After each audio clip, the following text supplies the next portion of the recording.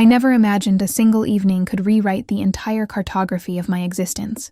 What began as an unremarkable Tuesday, a simple dinner, a quiet movie night with my stepson, slowly unraveled into a cataclysm I never saw coming.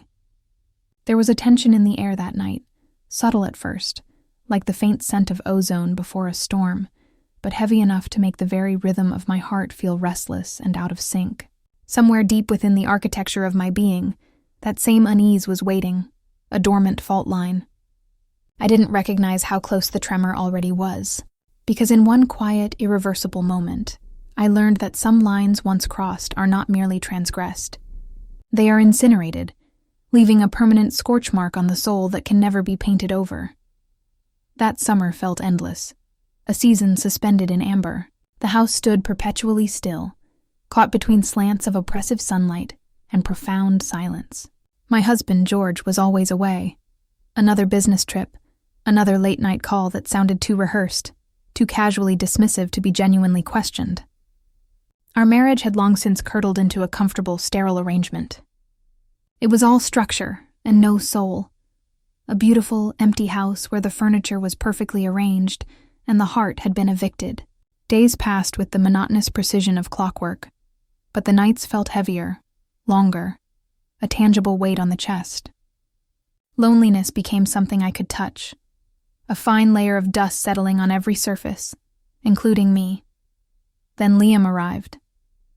George's son from his first marriage. 21 years old, adrift and searching, polite in a way that felt both earnest and fragile. He was the kind of young man who carried his uncertainty like a second skin, his eyes holding a question he hadn't yet learned how to voice. He was supposed to stay for a few weeks, a transitional period to figure out his next steps before college, before the official, sanctioned beginning of his life. At first, we were just two satellites sharing the same quiet orbit, coexisting in the same spacious silence. Our interactions were gentle, harmless. Small talk over morning coffee. Shared laughter over old black and white movies. Quiet mornings filled with nothing but the comforting hum of the refrigerator and the distant chirp of birds. There was nothing dangerous about it. It was a still and placid lake, until the first stone was dropped. One evening, George called, his voice a detached echo down the line, to say he wouldn't be coming home again that weekend. I remember sitting on the couch, a glass of wine cradled in my hand like an anchor, half listening to the soft, meaningless murmur of the television. Liam came down the stairs in loose sweats, his hair still damp from the shower, smelling of soap and clean cotton. His eyes were softer than usual, yet strangely alert, as if he too could feel the charged atmosphere in the room. He didn't sit in his usual chair. Instead, he settled on the opposite end of the same couch, and the generous space between us suddenly felt infinitesimal, charged. "You look lonely," he said, his voice so quiet it was almost a whisper. I tried to laugh it off, a practiced hollow sound. "Just tired," I deflected, but the way he looked at me, a gaze that was both gentle and unbearably direct, didn't fade. He had been watching, he admitted, noticing the dog-eared pages of the books I read, the specific perfume I wore, the way I would stare for too long into empty rooms as if waiting for an apparition to appear. His attention, which I had mistaken for polite interest, began to feel heavier, sharper. It was a mirror being held up, and I was terrified to look. Then he spoke the words that shattered the fragile silence between us forever. "I don't think George deserves you." My chest tightened, a visceral reaction of warning and unwelcome validation. "Liam, don't," I said, my voice firmer than I felt. "Stop. Don't say another word." But the terrible, shameful truth was, a part of me, a part that had been asleep for years, starved for warmth, desperate to be truly seen, did not want him to stop. That part of me was screaming for him to continue. And that night, in the dim, forgiving glow of the living room lamp, we talked. Really talked. We spoke of the things we'd both buried too deep for anyone to find. His aching need to belong somewhere, to someone. My slow, graceful fading into domestic invisibility. The conversation, a trickle at first, soon turned into a floodgate of confession. And confession, that raw, unfiltered sharing of secret selves, became something far more dangerous: intimacy. When he reached for my hand, his touch tentative, I didn't move.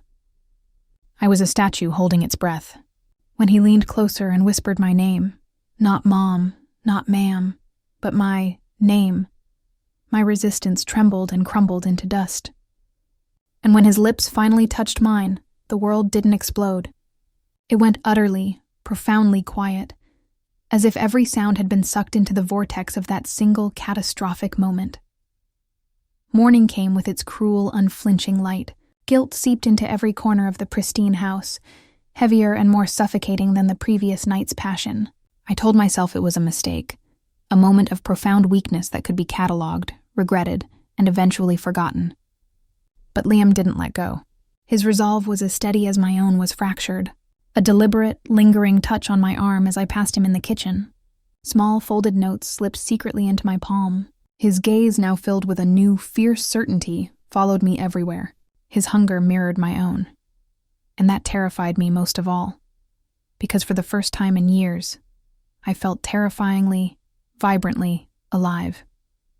Not in the calm, steady way mature love is supposed to feel, but in the wild, dangerous way that consumes you, that burns down the existing world to make space for a new, uncertain one. I kept telling myself it wasn't love. Maybe it wasn't. Perhaps it was just two profoundly lonely people, stranded on separate shores, desperately searching for a lifeline in the other. But once you open that door, it never truly closes. It remains forever ajar, a sliver of light and shadow from a room you can never forget. Every shared look across the breakfast table, every word deliberately left unsaid, every breath held in the other's presence. It all built inexorably toward a truth neither of us could fully face. A new and forbidden geography we had charted together.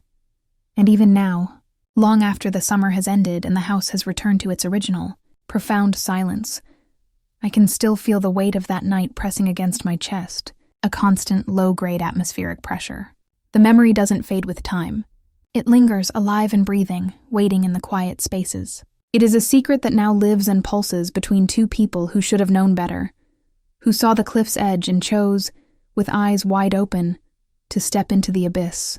Some moments do not just change you, they rewrite you completely, sentence by sentence. And no matter how hard you try to move past them, to outrun their shadow, they never, ever let you go. They become the new map by which you are forced to navigate, a permanent alteration of the interior world.